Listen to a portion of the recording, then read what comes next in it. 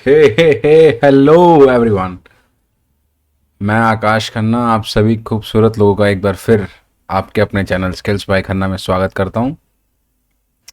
जैसा कि आप लोग मुझसे जुड़े हुए हैं, मेरे चैनल से जुड़े हुए हैं, काफ़ी लोग आप सीख रहे हैं, काफ़ी अच्छा रिस्पॉन्स किया है आप लोगों ने।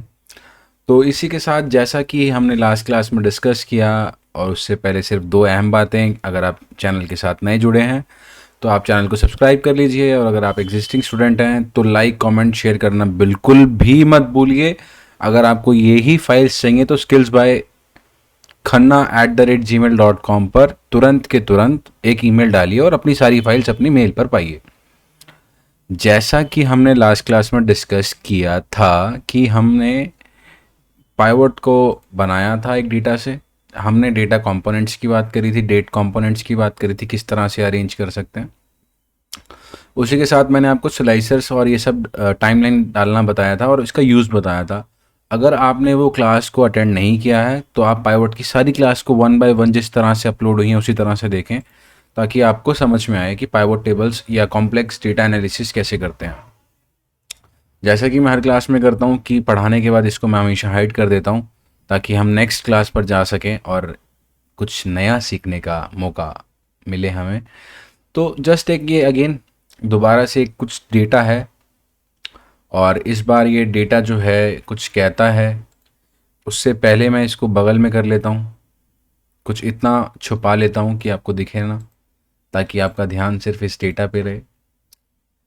डेटा अगर मानने ये जितना हाईलाइट हुआ ये कॉलम है, ये जितना हाईलाइट हुआ ये रो है, ये डेटा सेट है जितना मैंने पूरा ऊपर से लेकर नीचे तक सिलेक्ट किया, और इस डेटा सेट में ही हमने काम करना है। और इस डेटा सेट में हमने क्या करना है ये मैं आपको बताऊंगा।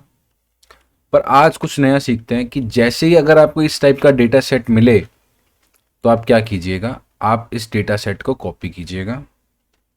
कॉपी भी मत कीजिए, पहले तो आप इसके बगल में देखें कितनी लाइन्स हैं, 1 2 3 4 5 6, 6 लाइन्स हैं। तो आप इसको सिलेक्ट करें और प्लस कंट्रोल शिफ्ट प्लस दबाते रहें, और दोबारा इसको सिलेक्ट करें, कॉपी करें, इसको थोड़ा सा साइड करके यहाँ पे पेस्ट कर दें, और वन बाय वन कॉलम को पेस्ट करें।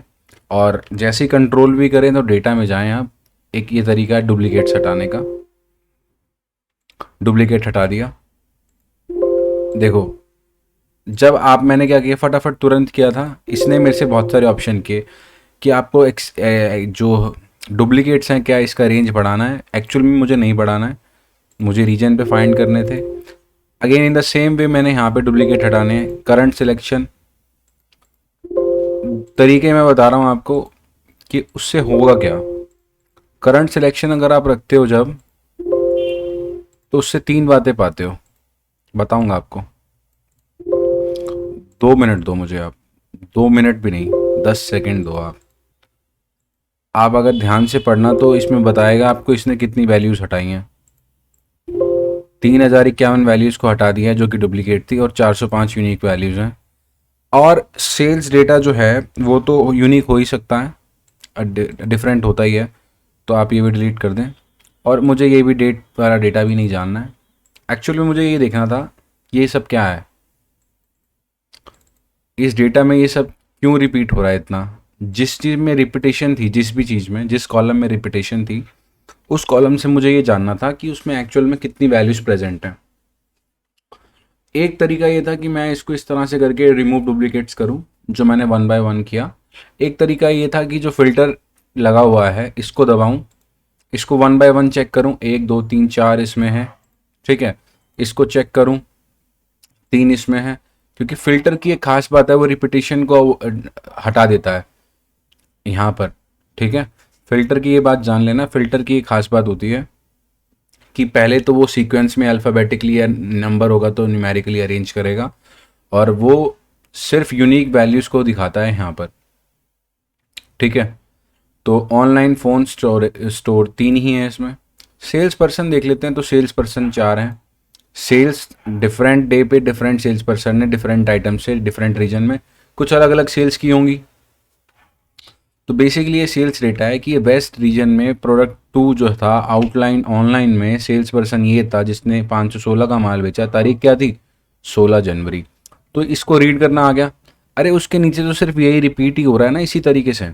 तो डेटा की अपनी खासियत होती है कि अगर आप उसको 2 या 3 रोज में अगर उसको नहीं पकड़ पाए कि एक्चुअल में सेंस क्या है उसकी, तो आपको डेटा एनालिसिस करना नहीं आया है। क्योंकि इसके बाद अगर मैं यहाँ पर आता हूँ तो बात तो वही है कि region west, product item 2, outlet online, Mark Harris ने बेचा इस बार, सेल्स कितने की करी, 45 की, तारीख क्या थी, जनवरी 16। सवाल ये नहीं था, सवाल ये था आज कि नेक्स्ट स्टेप क्या होगा हमारा, हम करने क्या वाले हैं। बेसिकली हमारे पास ये रेंजेस में डेटा है, हम इस डेटा रेंज को पहले तो हम टेबल में कन्वर्ट करने वाले हैं। टेबल में कन्वर्ट करने के लिए आपको क्या करना होगा, फॉर्मेट देख रहे हो, फॉर्मेट एज टेबल, यहाँ पे आप इस पर क्लिक करें और इसको डेटा में बदल दें। जैसे ही बदलेंगे तो ये सवाल करता है कि आपके डेटा टेबल में हेडर्स हैं, हमने कहा जी हैं। इसने डेटा टेबल में बदलना स्टार्ट कर दिया। जब इसने डेटा बदला टेबल में, मैंने कुछ इस तरह से इसको ले लिया, तो जैसे ही मैं क्लिक करूंगा मेरे पास यहाँ पर डिज़ाइन टैब ऑन हो जाता है और ये मुझे बताता है कि ये टेबल टूल्स यहाँ पे ऑन है। और टेबल टूल्स अगर ऑन है तो मैं ये बताना चाह रहा हूँ कि इसके बाद हमें पाइवट खींचना है इस पर, क्योंकि डेटा में यूनिकनेस है ही नहीं और समराइजेशन मुझे इस डेटा की बहुत ज़रूरी है। मैं बार बार नीचे स्क्रॉल डाउन नहीं कर सकता। I need to have something जो कि मुझे डायरेक्ट ऑनलाइन स्क्रीन पर बताए।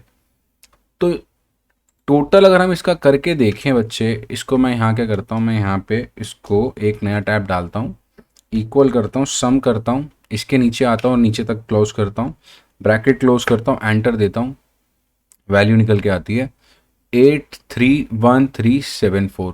मैं इसको हल्का सा बोल्ड कर लेता हूँ और इस पे एक कलर दे देता हूँ, ठीक है, और इसको कंट्रोल एस करके सेव कर लेता हूँ। यानी कि टोटलिटी डेटा की ये है। मैं इस पर क्लिक करता हूँ, डिज़ाइन पर जाता हूँ, यहाँ पे लिखा आया हुआ है समराइज विद पाइवट टेबल, ठीक है ना। तो यहाँ पे मैंने क्लिक किया बेटे, अगेन पाइवट निकल के आया, एग्जिस्टिंग डेटा, अगे एग्जिस्टिंग वर्कशीट पे ही बनाना है मुझे। मैंने क्लिक किया and then I have details like मेरे पाइवट फील्ड्स जो हैं टेबल के, कि कॉलम हेडर्स कहाँ कहाँ रखने हैं, किस तरह से डेटा का विजुअलाइजेशन चाहिए, किस तरह का डेटा का रिप्रेजेंटेशन चाहिए।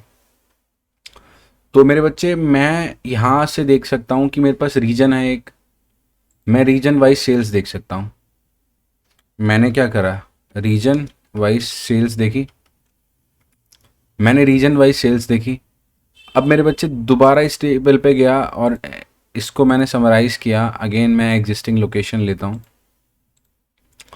बेटे, मैं इस बार प्रोडक्ट वाइज सेल्स देख सकता हूँ कि एक प्रोडक्ट कितना बिका कितना नहीं बिका। मैंने यहाँ लिखा बच्चे प्रोडक्ट वाइज, ठीक है। और बच्चे मैं दोबारा इस पे जाता हूँ, डिज़ाइन पे जाता हूँ, summarise with pivot table, existing location करके इसके नीचे आता हूँ और ओके कर देता हूँ। इस दफ़े मैंने सेल्स पर्सन वाइज सेल्स जानी, कोई दिक्कत नहीं आई। बच्चे दोबारा मैं इस पर क्लिक करता हूँ, डिज़ाइन पे जाता हूँ, समराइज विद पाइवट पे जाता हूँ। इस दफ़े मैं यहाँ क्लिक करता हूँ, सॉरी मैंने डेटा चेंज कर दिया, यहाँ पे क्लिक किया, summarise with pivot, existing location, the location has to be this, मैंने ओके किया बच्चे। इसके बाद मैं चाहता हूँ कि डेट वाइज जो हो मेरी सेल्स क्या रही होगी, तो 2015 में ये मेरी सेल्स रही। दोबारा मैं यहाँ क्लिक करता हूँ, डिज़ाइन पे जाता हूँ, समराइज़ करता हूँ, एग्जिस्टिंग पे जाता हूँ, लोकेशन लेता हूँ, यहाँ पर आता हूँ, पाइवट क्लिक करता हूँ। इस दफ़े मैं चाहता हूँ कि आउटलेट वाइज मेरी सेल्स क्या रही होगी, तो मैंने ये बता दिया आपको। मैंने कितनी सारी पाइवट्स बनाई, पर क्या ये क्यों बनाई मैंने, अब मैं ये बताना चाह रहा हूँ कि ये जो टेबल है, टेबल बनाने से क्या हुआ कि अब जब रिजल्टेंट आएगा, जैसे सपोज करो जो चेंज मैंने आपको वैल्यू बता दी थी ऊपर जो थी वही रहेगी। सपोज करो मैं यहाँ हूँ, मैं अपने डेटा सेट के आखिरी पॉइंट पे गया और मैंने इस पे ईस्ट लिखा, देखो इसमें कुछ बिजली सी चमकी यहाँ पे,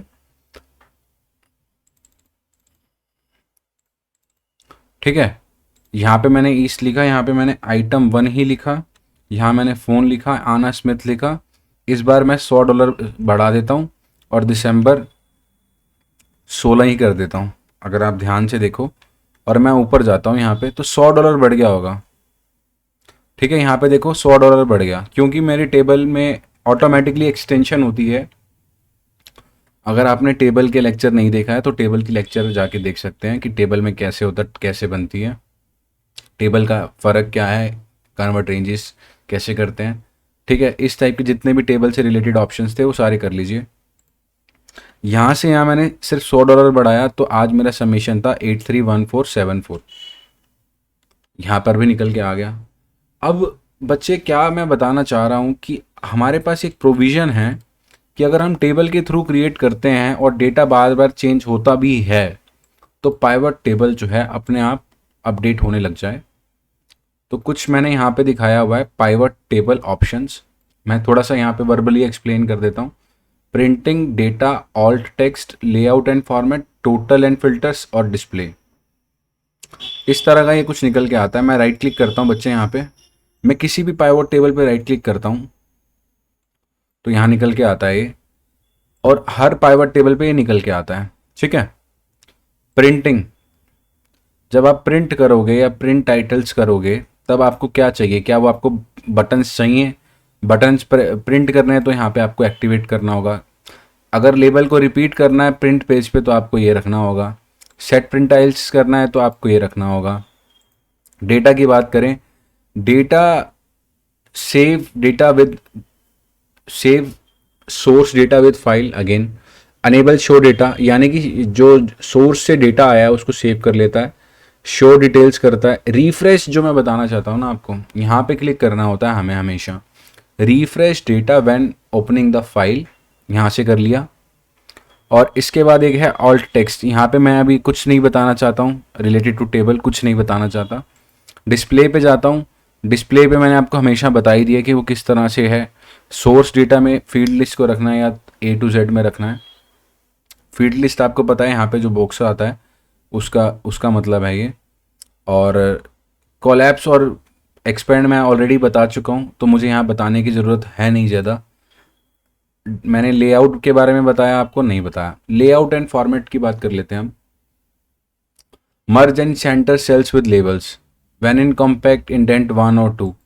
ठीक है, तो व्हेन इन कॉम्पैक्ट ये आपको पता चल गया होगा। व्हेन इन कॉम्पैक्ट कब आता है? जब डिज़ाइन में जाते हैं, रिपोर्ट लेआउट चेंज करते हैं, रिपोर्ट इनटू कॉम्पैक्ट फॉर्म करते हैं, तब ये बात कर रहा है वहाँ पे। Display fields in a report filter area, ये बात करेंगे आगे। अगर एरर आता है तो एरर वैल्यू क्या दिखानी है, यहाँ पे हम लिख सकते हैं कि उसको हमने एरर दिखाना है। और अगर एम्प्टी सेल आता है तो हमने लिखना है blank. Auto fit column width on update, preserve, देखो अगर बार बार उसको ऑटो विड्थ करोगे तो दिक्कत है, तो एक बार आप बनाने के बाद इसको हटा दें। और ये preserve cell formatting on update okay कर दें।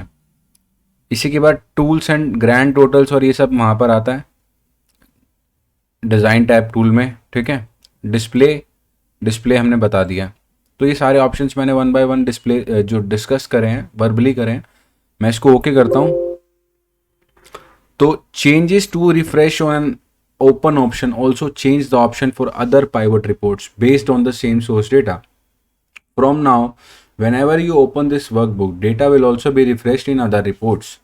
कोई दिक्कत नहीं है, अच्छी बात है। तो देखो अगर मैं इसको बंद करूंगा और चलाऊंगा तो डेटा अपडेट हो जाएगा। बट मैं क्या करता हूं, मैं यहाँ पे क्लिक करता हूं, मैं बस राइट क्लिक करता हूं। मेरे पास एक ऑप्शन है यहाँ पे रिफ्रेश का। देखो मैं रिफ्रेश करता हूं। Excel was unable to update the pivot name pivot 4 because it would have overlaps another pivot. Okay, मैं यहाँ पर आ जाता हूँ, मैं इसको रिफ्रेश करता हूँ, फिर इसने यही मेरे को दिया, मैं यहाँ पे आया, मैं रिफ्रेश करता हूँ। राइट, अब मैं क्या करता हूँ, मैं यहाँ क्लिक करता हूँ, एनालाइज पे जाता हूँ, सिलेक्ट टेबल को पहले मूव सिलेक्ट कर लेता हूँ, पूरे सिलेक्शन को मूव करता हूँ, यहाँ पे मूव करा देता हूँ। ठीक है, और इसके बाद यहाँ पे रिफ्रेश दे देता हूँ। जैसे ही मैंने रिफ्रेश दिया, देखो बच्चे, जैसे ही मैंने यहाँ पे रिफ्रेश दिया सिर्फ एक पाइवट पे, तो ये वाला पाइवट भी अपडेट हो गया, ये भी अपडेट हो गया, ये भी अपडेट हो गया, ये भी अपडेट हो गया, और एक ब्लैंक इसने क्रिएट कर दिया यहाँ पे।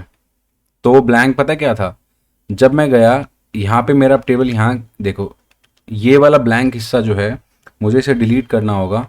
मैंने इसको डिलीट कर दिया और अब मेरी टेबल 3 4 5 9 तक की रह गई। अगर आप टेबल नहीं पढ़े हैं तो आपको नहीं समझ में आ रहा होगा। तो इस बार मैंने ब्लैंक हटा दिया है, तो मैं किसी भी पाइवट पे क्लिक करूँगा और रिफ्रेश करूँगा सिर्फ, मेरे सारे ब्लैंक्स हट जाएंगे। देखो सारी पाइवट्स हैं। तो डेटा जब एक बार आ गया मेन सोर्स से, उसके बाद हमने उसको टेबल में कन्वर्ट कर लिया। इसीलिए कि अगर डेटा बदलता भी है तो टेबल के अंदर एक प्रॉपर्टी होती है जो अपने आप को एक्सटेंड कर लेती है when ever there is a new value in that. तो हमने इसी का एडवांटेज लेकर पाइवट बनाया। तो इससे क्या हुआ, अब देखो ये कनेक्टिविटी बढ़ने लगी कि पहले जो था एक रेंज था डेटा, रेंज से डेटा हमने टेबलर फॉर्म में लिया, टेबल में लेने के बाद डिज़ाइन टैब से हमने समराइज किया उसको। तो ये सारा इंटरलिंक होता हुआ चला गया। एनी चेंजेस दैट, मैं 445 को हटाकर यहाँ पे ब्लैंक लिख देता हूँ और मैं यहाँ पे क्लिक करके इस दफ़े रिफ्रेश कर देता हूँ। तो वैल्यू घट के कितनी आ गई, 831020, राइट 831020। मैं 425 फिर लिखता हूँ, एंटर करता हूँ, मैं रिफ्रेश करता हूँ। ये मुझे खुद से रिफ्रेश नहीं करना है इस बार जो मैंने पाइवट टेबल ऑप्शंस ली थी उसमें मैंने उसके अंदर सेटिंग में यहाँ पर जाके पाइवट टेबल ऑप्शंस पे जाके इस बार जो डेटा था उसमें मैंने refresh data when opening the file कर दिया, ओके कर दिया।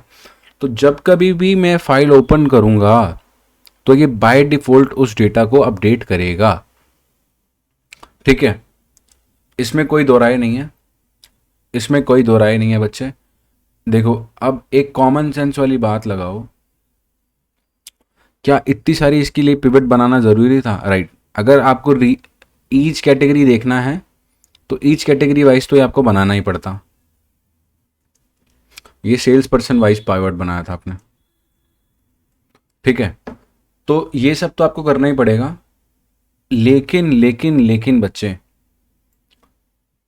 जब हमने पहले जाना पाइवट टेबल ऑप्शंस क्या होते हैं, मेक पाइवट टेबल मैंने बताया, right click pivot table options, जहाँ मैंने आपको क्या बताया, जहाँ मैंने आपको ये सब बताया, प्रिंटिंग ऑप्शंस, डेटा ऑप्शंस बताए, ऑल टेक्स्ट नहीं बताया, लेआउट एंड फॉर्मेट बताया, टोटल्स एंड फिल्टर्स बताया और डिस्प्ले बताया, ठीक है। इसी के सारे हमने ऑप्शंस बताए आपको। मैं इसको कट करके इसके बगल में लिख लेता हूँ आपके रेफरेंस के लिए कि मैंने आपको ये यहाँ पे बताया। लेकिन अब मैं बच्चे क्या चाहता हूँ कि मैं ये सारी टेबल्स को पकड़ूँ, ठीक है, इसको कट करूँ, एक राइट क्लिक करके न्यू शीट बनाऊँ, मैं वर्कशीट में जाऊँ, मैं इसको यहाँ पेस्ट कर दूँ, ठीक है, और मैं इस डेटा को सेट कर दूँ इस तरह से, और मैं इस डेटा के बीच में एक कॉलम क्रिएट करता जाऊँ, ठीक है।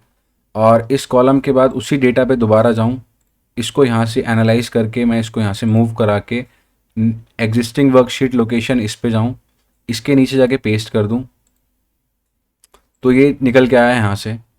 अब जो मैं हमेशा से कहता हूँ कि पाइवट कॉम्प्लेक्स डेटा को सॉर्ट कर लिया हमने, समराइज कर लिया, अब हम विजुअलाइजेशन की तरफ बढ़ रहे हैं। किसकी तरफ बढ़ रहे हैं बच्चे, विजुअलाइजेशन की तरफ बढ़ रहे हैं। क्या ये अपने आप में पाइवट कंप्लीट है, क्या ये अपने आप में पाइवट कंप्लीट है, नहीं। इसका डेटा भी हमने और चेंज करना है। क्यों करना है, अब इसमें ना राइट क्लिक करोगे तो आपको निकल के आता है format cells, number formatting, refresh, sort, ठीक है, समराइज वैल्यूज ये हमने डिस्कस कर लिया है, शो वैल्यूज हमने डिस्कस कर लिया है, शो डिटेल्स, जो डेटा जहाँ से बन के आता है उसका डिटेल दिखाने लग जाता है, ये भी हमने डिस्कस कर लिया है। But I want to have something कि ये मुझसे बात करे, अब ये नंबर्स मुझे कुछ बताना चाहें, जो चूंकि अभी ये नहीं बता पा रहे हैं, ठीक है। और इसका बेस्ट मेथड क्या है कि आप इसको सिलेक्ट करें, राइट क्लिक करें, नंबर फॉर्मेट पे क्लिक करें, करेंसी में चले जाएं, इस बार आप इसको यूएसडी में बदल दें, डॉलर बदल दें, ऑस्ट्रेलियन डॉलर नहीं, आप इसको यूएस डॉलर में बदल दें, ओके कर दें। तो ये आपकी फॉर्मेटिंग आ गई। आप इसको यहाँ लें पेंट फॉर्मेटर की मदद से, आप इसको यहाँ सेलेक्ट कर लें। अगर आप पेंट फॉर्मेटर पे डबल क्लिक कर लेंगे तो आप इसको यहाँ पे भी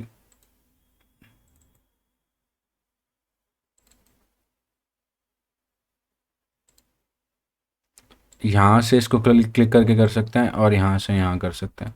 हो सकता है ऑप्शन एक्टिवेट ना हो रहा, डबल क्लिक करते हैं पेंट फॉर्मेटर में तो हमेशा एक्टिवेट रहता है। अब एक बात तो तय है कि हम इसमें एक चीज़ और कर सकते हैं कि इसको सॉर्ट कर सकते हैं स्मॉलेस्ट टू हाईएस्ट। इसको भी सॉर्ट कर सकते हैं स्मॉलेस्ट टू हाईएस्ट, इसको भी सॉर्ट कर सकते हैं, इसको भी सॉर्ट कर सकते हैं। तो टोटलिटी जो डेटा की है वो अपने आप में सेम रही, ठीक है।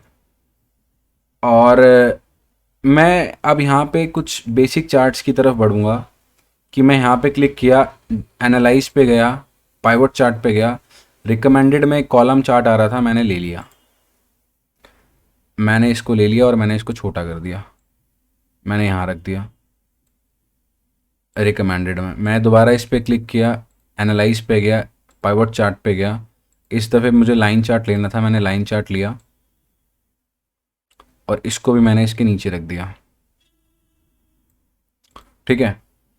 अगेन मैंने इस पर क्लिक किया, इस बार मैं इस वैल्यू को क्या करता हूँ, इस बार मैं इस वैल्यू को परसेंटेज ऑफ ग्रैंड टोटल करता हूँ। क्यों? क्योंकि मैं 100% पे देखना चाहता हूँ ये वैल्यू क्या थी। और मैं एनालाइज पे जाता हूँ, पाइवट टेबल, पाइवट चार्ट पे क्लिक करता हूँ। I would like to see this as a bar chart, as a pie chart. अगर आपको मैं ये कहूँ पाई चार्ट मैं देखना चाहता हूँ इसका, तो पाई चार्ट जब मैं लेता हूँ तो वैल्यू ऑलमोस्ट 25% के बराबर हैं। तो वैल्यू जो है पाई चार्ट पे कोई फ़र्क पड़ा नहीं यार। मैं इसको एनालाइज करके इसको पाई चार्ट नहीं लेता।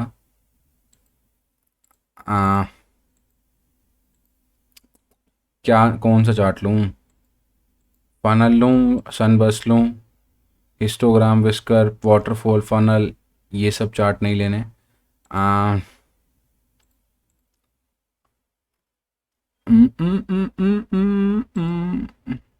डोनट ले लेता हूँ, डोनट ले लिया मैंने। डोनट में मेरे को ये इक्वालिटी ही दिख रही है क्योंकि सब डेटा 25% पे ही था। तो डेटा में इस डेटा की एक ख़ास बात ये कि ये डेटा इक्वली डिवाइड हुआ हुआ है। तो मैं अगर कुछ भी चार्ट लेता हूँ तो वो इक्वल ही दिखाएगा परसेंटेज की फॉर्म में। क्योंकि अगर आप यहाँ देखो तो 275 के सब कुछ नियर अराउंड ही है, बट जो यहाँ पर फ़र्क पड़ता है, थोड़ा सा फ़र्क पड़ता है, जो हमें विजुअलाइजेशन में तो दिख रहा है पर नंबर्स की फॉर्म में बहुत कम दिख रहा है। तो ये एक थोड़ा सा इत्तेफाक है कि ये गलती से है कि हमने डेटा को चेक नहीं कर रखा है इस बार। बट ये इक्वल डोनट्स बना रहा है, देख रहे हो आप डोनट चार्ट में ये इक्वल स्केलिंग पर है, क्योंकि ये डेटा ही बता रहा है कि 25% के अराउंड ये वैल्यू फ्लक्चुएट कर रही है और 1.2% का ही डिफरेंस है। तो अगर मैं इसको बनाऊंगा भी तो एक क्वाड्रेंट बन जाएगा विद एक वो क्या बोलते हैं, एक क्वाड्रेंट आ जाएगा एक हिस्से में। चलिए बट कोई नहीं, इस तरह से भी एडजस्ट कर सकते थे। अब एक चीज़ और दिखाता हूँ आपको। मैं दोबारा गया उस डेटा में, दोबारा ईस्ट लिया, आइटम 1 फ़ोन आना स्मिथ, इस बार 3000 इसमें डाला और दिसंबर 6 डाला और सबसे ऊपर गया, ठीक है। तो ये वैल्यू चेंज हो गई यहाँ पे। शीट 1 में दोबारा गया, वैल्यू यहाँ पे चेंज नहीं हो रखी, वैल्यू यहाँ पे चेंज नहीं हो रखी। सिर्फ राइट क्लिक किया, रिफ्रेश किया, जैसे ही वैल्यूज यहाँ पर चेंज हुई चार्ट में भी वैल्यूज चेंज होने लगी। तो now my raw data is connected with table, my table is connected with pivot table, my pivot table is connected with my data. So this is the loop which you have created. ये मेरी बात समझ रहे आप कि अब loop अगर तोड़ना है तो कहाँ से टूटेगा? इसी डेटा से टूट जाएगा लूप। इस डेटा पे क्लिक करोगे, डिज़ाइन पे जाओगे, ये कन्वर्ट टू रेंज है ना, लूप टूट जाएगा यहाँ पे। जैसे ही डेटा नेक्स्ट अपडेट होगा वो उसको काउंटिंग से बाहर निकाल देगा, आपकी सारी पाइवट ख़राब हो गई। क्यों? क्योंकि convert this table into a normal range, all data is preserved. Data तो वैसा ही रहेगा बट वो नॉर्मल रेंज में आ जाएगा। रेंज क्या होती है बच्चे, मैंने बताया था 1 2, है ना, जो हम नॉर्मली लिखते हैं 23 24 ऐसे रेंज। लेकिन जब मैं इसको इंटरकनेक्ट कर देता हूँ कंट्रोल टी दबा के ओके कर देता हूँ, तब ये टेबल बन जाता है। तो ये फंक्शन अपने आप में कनेक्टेड रहता है। और इसको डिलीट करता हूँ तो डिलीट रोज करता हूँ तो सिर्फ ये टेबल टेबल डिलीट होता है, इधर उधर की वैल्यू डिलीट नहीं होती है। लेकिन अगर मैं एक रेंज को ही डिलीट करता तो ये पूरा रेंज डिलीट होता। तो table has a lot of factors. अगर आपको पुराने टेबल की वीडियो में समझ में नहीं आया है कुछ, तो मैं नए तरीके से भी एक वीडियो बना दूंगा। But today my main motive was to make you aware of right click options on pivot table. ठीक है, connecting the data from the origin slash source file. Steps क्या लिए हमने बच्चे, स्टेप्स क्या लिए हमने? हमने रो डेटा जहां से आ रहा था, जो डेटा सोर्स था हमारा वहां पे, उससे हमने data converted into a table. And then मैंने यहां लिख दिया then table converted into what, pivot table. And my pivot table, then my pivot converted pivot table converted into pivot charts. This directly means that all data has now a relationship and interlinked with each other. Any changes to the source file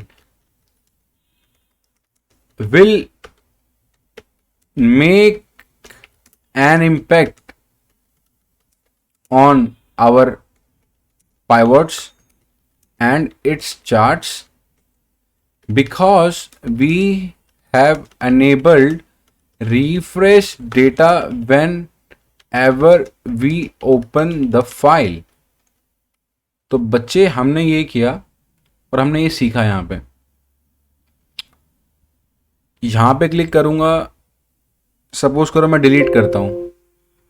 pivot data की खास बात ये होती है कि pivot data को आप जो है डिलीट करते हो तो वो मना कर देता है, because we can not make changes for the selected cell because it will affect a pivot table. और अगर आपको डेटा सही में चेंज करना है तो ये डेटा प्रिजर्व कर लेता है ओरिजिनल डेटा को। तो अपने आप में ही ये एक यूनिक थिंग है।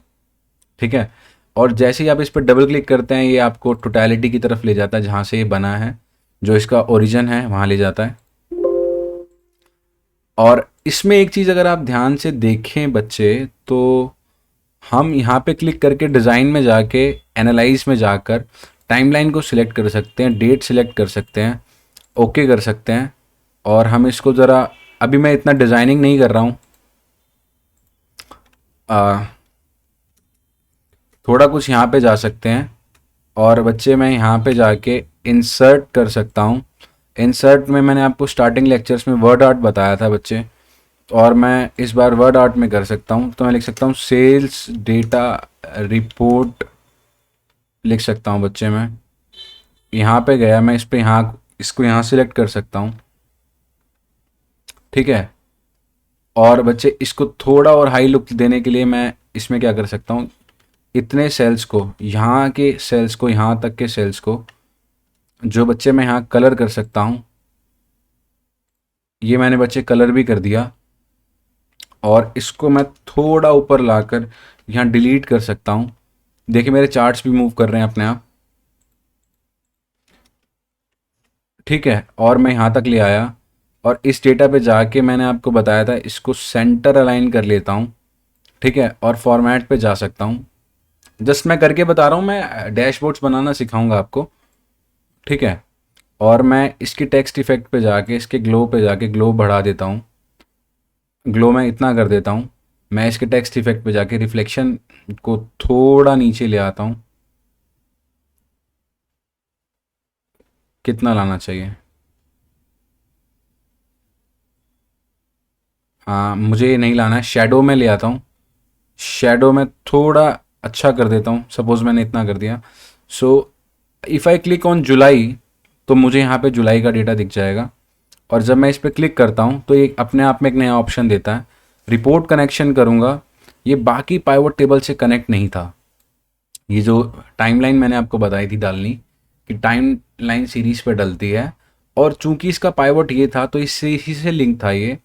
जैसे ही मैंने देखो, जैसे ही मैंने इस पर क्लिक किया तो it has given me an option कि रिपोर्ट कनेक्शन। मैंने इस पर क्लिक किया, इसने मुझे यहाँ पर ये बताया कि अगर आपको इस फिल्टर को कनेक्ट करके इसी में रखना है तो ऑलरेडी कनेक्टेड है। अगर आपके पास जितनी पाइवट टेबल है उस पर कनेक्ट करके रखना है तो आप उस पर भी कनेक्ट कर सकते हैं।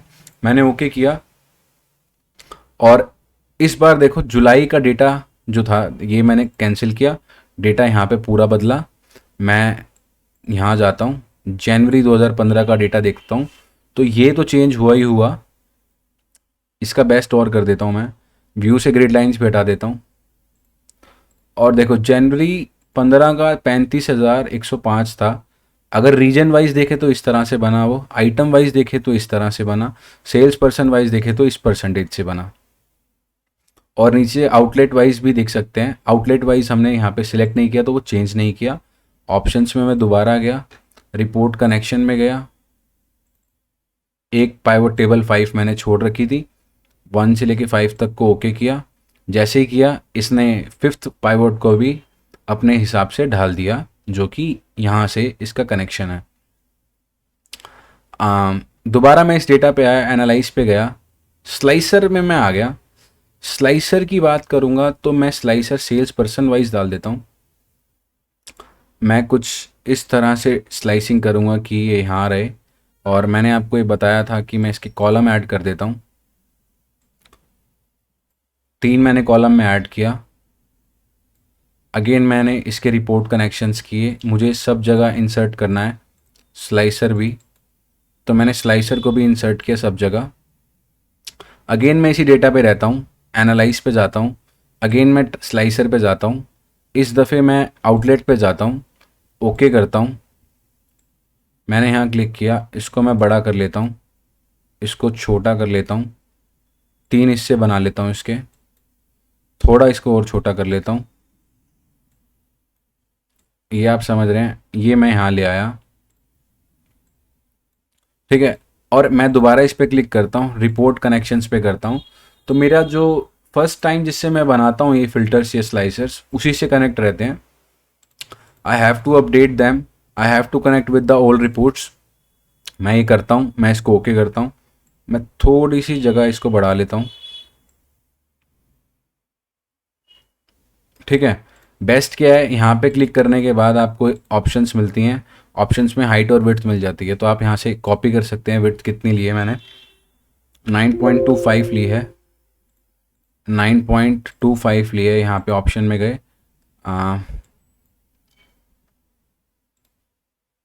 ऑप्शंस में गए, यहाँ पे मैंने